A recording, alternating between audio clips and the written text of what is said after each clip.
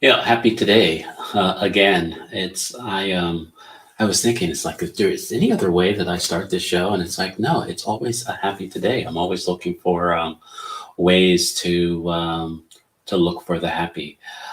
This is Solopreneur Conversations, and Solopreneur Conversations is where I invite a subject matter expert, a friend, someone that has some information that would help a solopreneur on our journey to really look at how we're showing up as a solopreneur.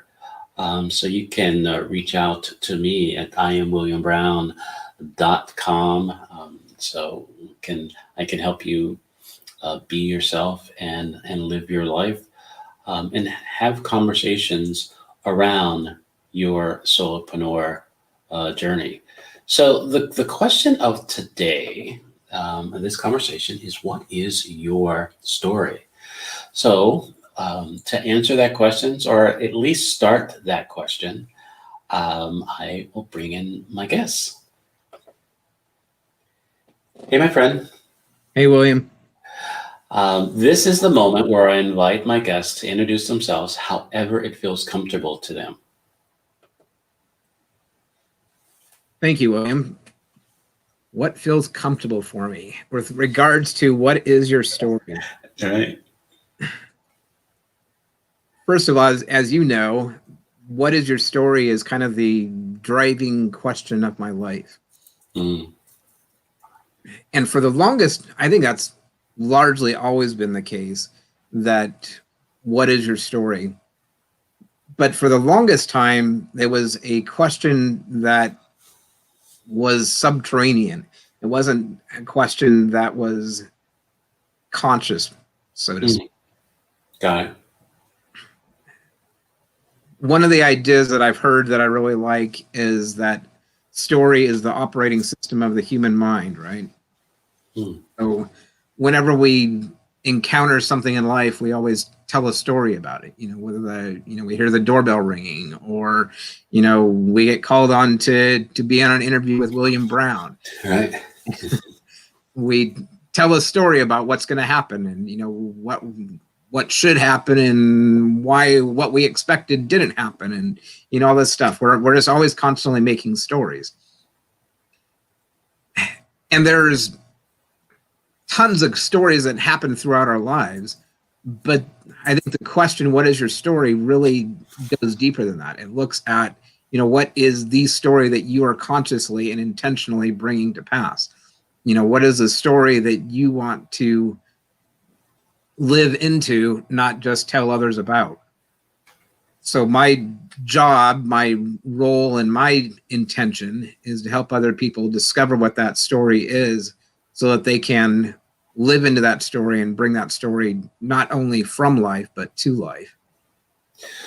I really appreciate that. And I get it really, because especially within my solopreneur journey, there was a lot of quote unquote stories that was keeping me from showing up within, my work, and the things that I want to do.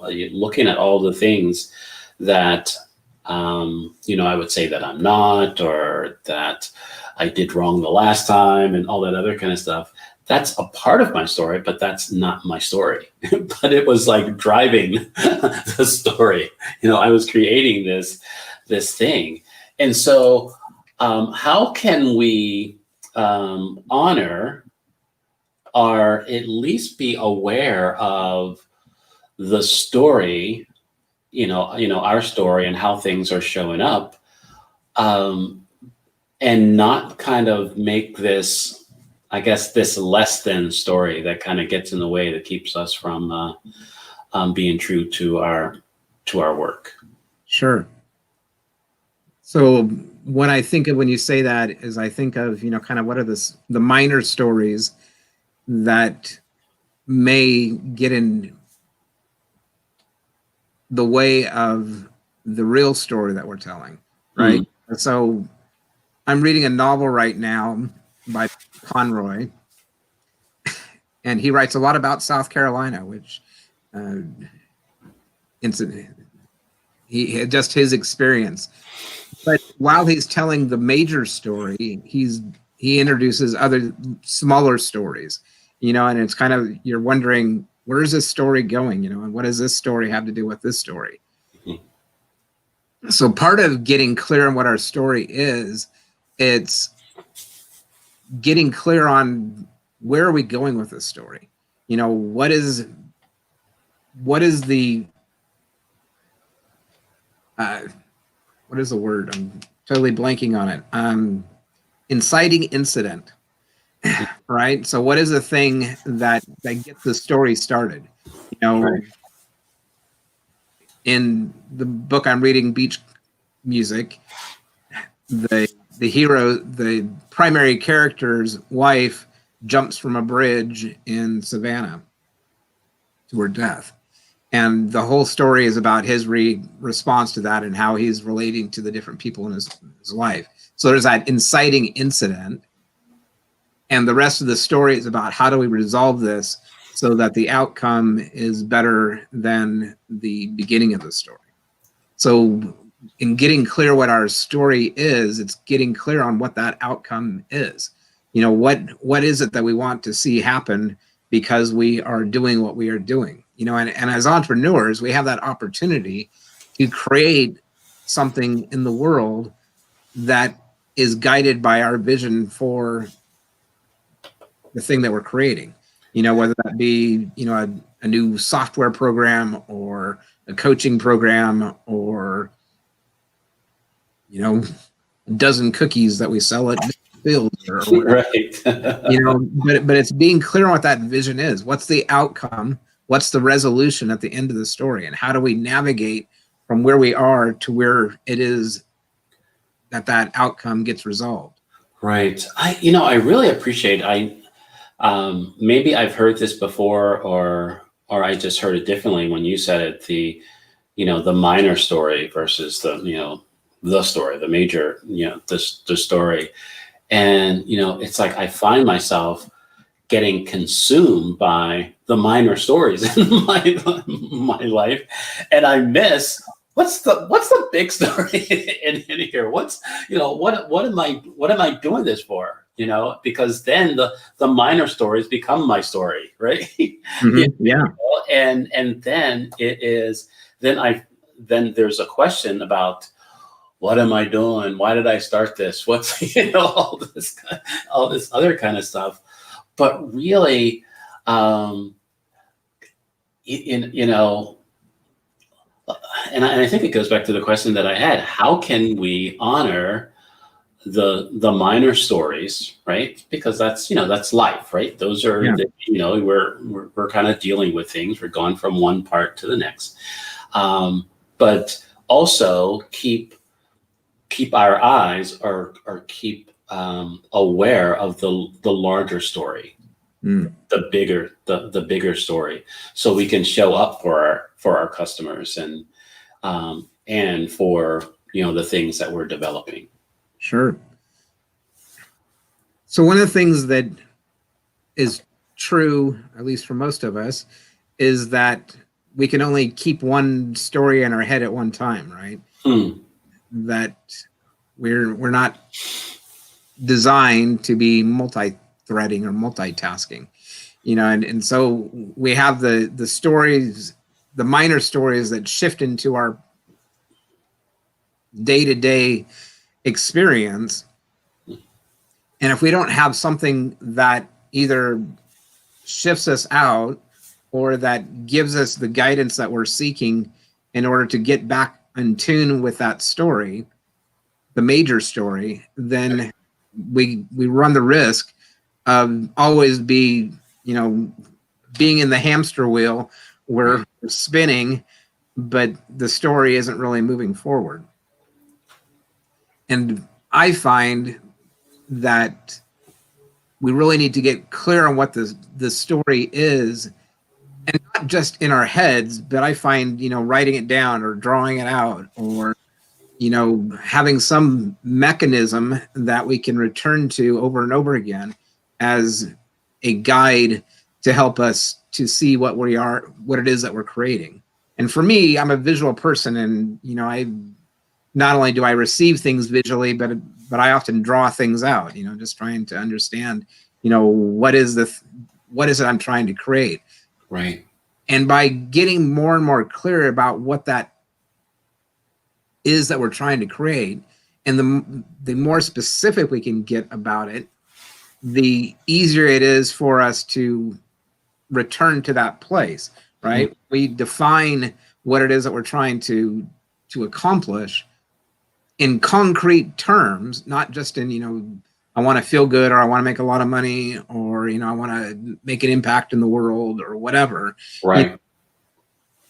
But getting specific as to what that looks like in both a long-term basis, what is the purpose of your work? Mm-hmm. Simon Sinek says, what is your why? But also to walk that back to, the present moment and saying, what are the inputs that I need to be putting in today in order for that eventual reality to take place? And what are the outcomes that I need to be seeing on a regular basis in order for that eventual outcome to be realized? So making sure that the things that we are doing and the story that we are creating on a day-to-day basis in these minor stories line up with the overall story, that there is harmony and resonance between the big picture story and the minor stories that we're engaging in.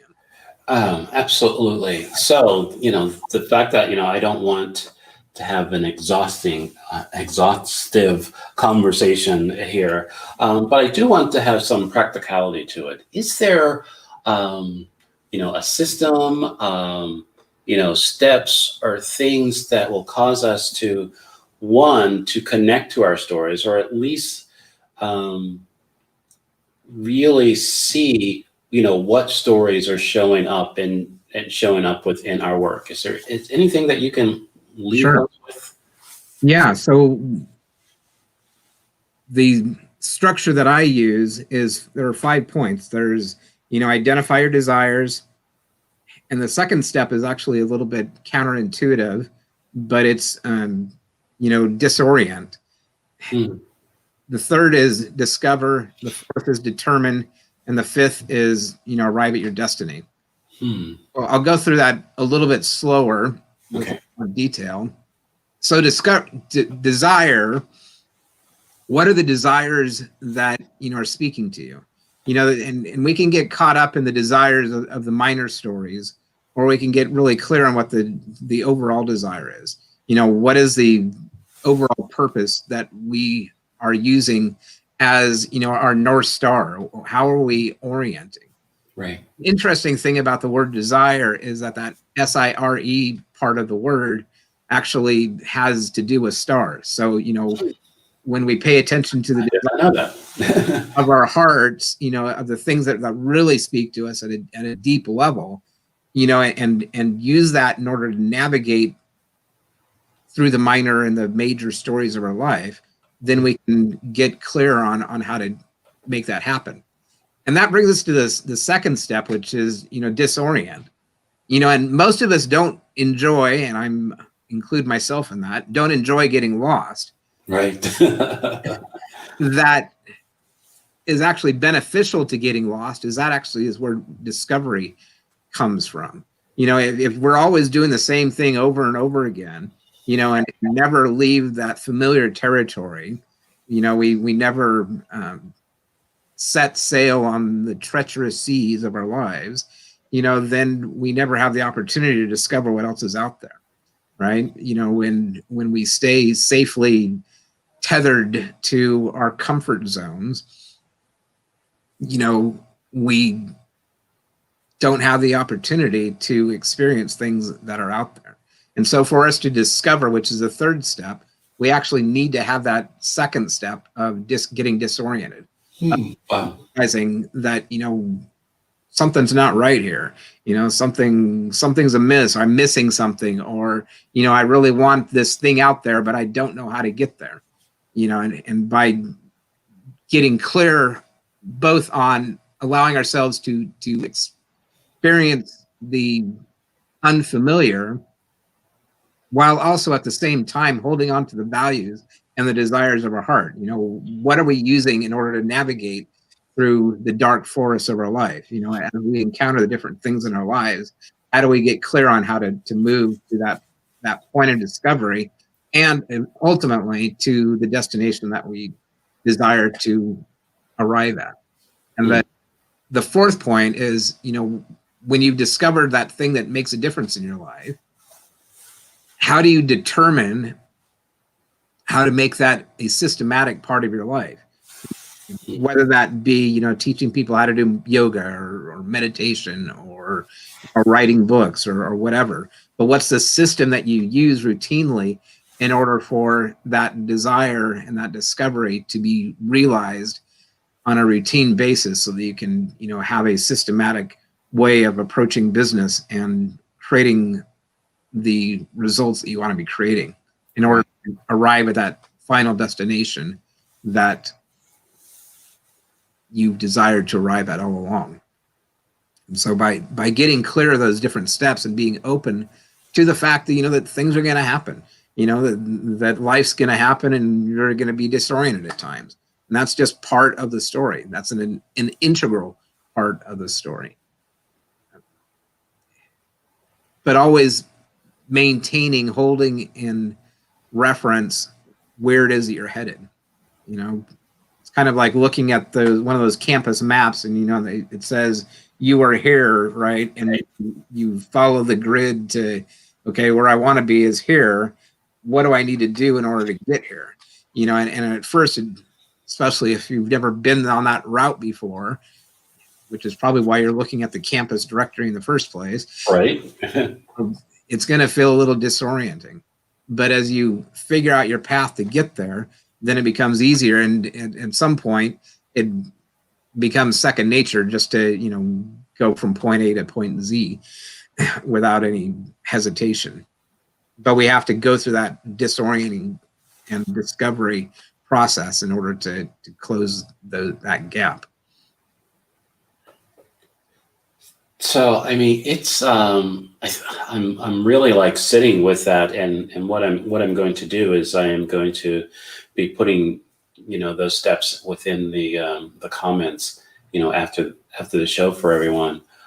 But it can get very easy. Well, I'll speak for myself. It gets very easy for me to get in the weeds, get in the minor story, stay in the minor story, think that those are my desires, right? You know, sure. And then you know, it's like question the whole thing, right? Right. Yeah. And so yeah, some very practical, simple, as I say, simple but not easy steps. You know, most of the easy steps for me, and this is like a side conversation within this, that if I get something like directions that are like very simple and it's like very few words, it's like I make it difficult, right? You know, it's like it can't be that easy to do this, and sometimes it just is. But there's just some part of me that, you know, I'm always suspect of easy, right? Yeah. But sometimes that creates more difficulty in my life, and so hopefully that doesn't show up in my business too often. But it does, and it shows. And because of that, it shows up in my story. But this has really been great. I really you know, appreciate your sharing and being a part of this conversation and asking, you know, and answering the question, you know, what is your story? Because the more that we can separate the major from the minor, right? The minor stories, the more that we can, as you say, get to our why, our purpose, our missions, and just really stick to that and to do that. Is there any last thing that you want to say, or you know, to kind of like put it in a nice little bow for everyone? What I would say is enjoy the process. Got it. Notice even that the disorienting, difficult, getting lost in the weeds is part of the process. You know, that when we get clear on what that is for ourselves on our journey, then we can help other people when they get lost in the weeds as well. You know, because it's going to inevitably happen. We all, you know, get off the trail at times. Right. And sometimes that is by design. Sometimes we discover things that we wouldn't otherwise discover. Right. So enjoy the journey. Wonderful. Well, thank you very much for being here today. I could say our goodbyes within the green room, but this has definitely been great. Thank you, William. Appreciate it. Wow. What's your story? And it's like, how is that showing up within your business? I'm really starting to get for myself that there are minor stories. There are things that kind of I create in the day-to-day operation of my business, of my life. But as long as and I'm inviting you, as long as you do not allow those minor stories to become your story or to get in the way of your story, then you can show up fully in your work, in your relationships, and for yourself.